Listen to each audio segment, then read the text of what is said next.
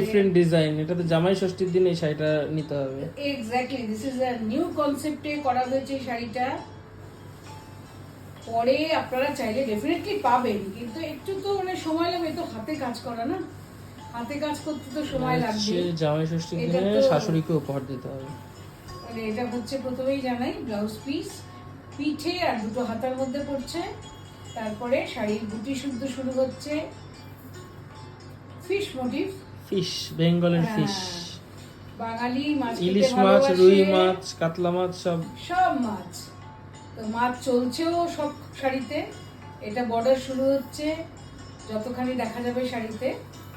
তারপর চলে আসছি শাড়ির মেন জায়গায়, যেটা আমরা লোককে দেখাতে চাই, নিজেরা পরে খুশি হই, সেটা হচ্ছে আমাদের আঁচল। আপনারা দেখুন একদম বাঙালি শাড়ি। আঁচলের কাজ